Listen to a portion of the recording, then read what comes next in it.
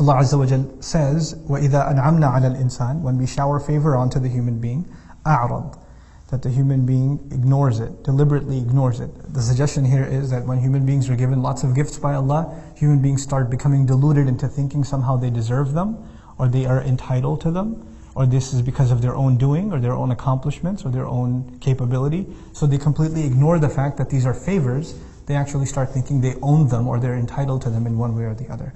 وَنَأَى بِجَانِبِهِ, and he turns away to his side. In other words, this is kind of a, let me give you an English translation, an American English translation of نَأَى بِجَانِبِهِ. That's نَأَى بِجَانِبِهِ. When somebody says Allah has given you a lot of favor, that's literally captured in language. So he huffs and puffs about the things that Allah has given and dismisses the idea that this is somehow a divine gift. وَإِذَا مَسَّهُ الشَّرُّ, and when harm touches him, كَانَ يَئُوسًا, he becomes altogether depressed, full of sadness. Allah has done this to me. Why am I being put through this? What did I do to deserve this? When good happens, I deserved it. And it was my doing. But when bad happens, it wasn't my doing, it's Allah's doing. Allah did this to me. كَانَ يَئُوسًا. This twisted mind of his. What's really remarkable about this ayah is actually a lesson in adab, a lesson in etiquette, in how we not only think about Allah, but even how we talk about Allah. The way a person speaks is a manifestation of how they think. So when favor is mentioned, Allah says, وَإِذَا أَنْعَمْنَا عَلَى الْإِنسَانِ. This is the past tense, أَنْعَمْنَا. Who's the doer? نحن, it's Allah. We shower him. But when it says, وَإِذَا مَسَّهُ الشَّرُّ, when favor is mentioned, then the doer, the subject of the verb is Allah, when we shower him with favor. When harm hits him, Allah says, massa, huwa massa, and the outside doer, the fa'il is ash-sharru. In other words, Allah did not associate himself with harm. So Allah did not say, when we make harm touch him, or we afflict him with harm. He didn't do that. He didn't associate harm to himself. And this is actually teaching us something, a very deep concept in our religion about harm and benefit in this world. At the end of the day, what's our belief? Everything is from Allah. When someone gets sick, it's from Allah. When someone gets better, it's from Allah. That's our belief. Nothing happens except for the will of Allah. But that doesn't mean that we get to talk about it like that. Even though that's the reality, there's supposed to be a certain level of respect.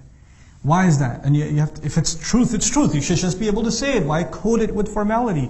This is also an important lesson. Allah teaches us in a way that is suitable for all human beings. You see, a mature student, a mature believer, they know that when good happens, there's good in it.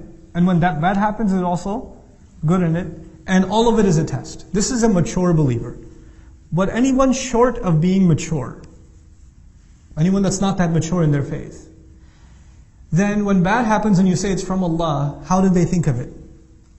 Literally as Allah did something bad and He means something bad by it. Like they cannot process anything more mature than that. Right? So Allah reveals language that for someone who's deeply going to reflect will also understand, but somebody who just looks at it on the surface level can still appreciate and not get the wrong conclusion. Harm touched him. Allah did not say when Allah harmed him. Allah didn't say it like that. Because for the immature, just listening to that, you just get messed up.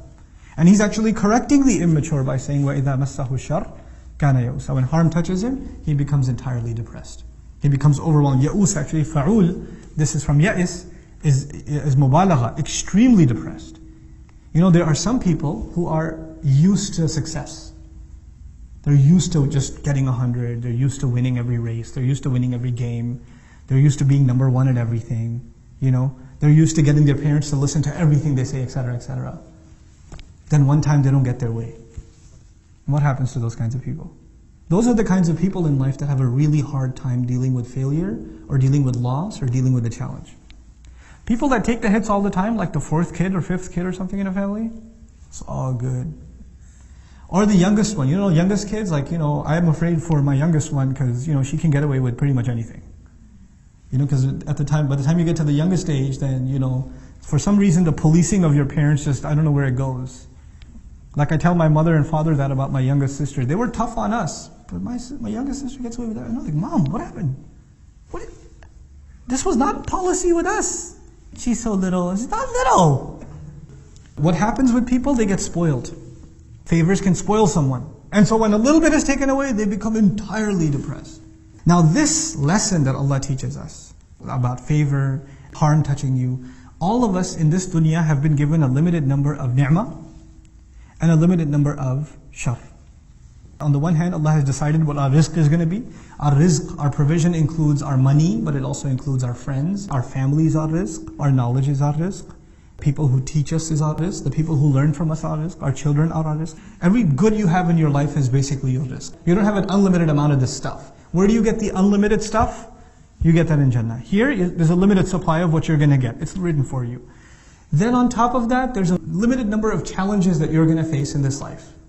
Allah is not going to give you any more or any less than what He's written for you. That's it. It's declared, this is what your lot in life is. Now if you internalize that your challenges and your opportunities are not the same as my challenges and my opportunities. They're not the same. And sometimes Allah opens a door of opportunity, but you refuse to walk through it. You could have reaped a lot of reward from it, but you chose to not walk through it. And then you end up suffering. And then you end up blaming Allah instead.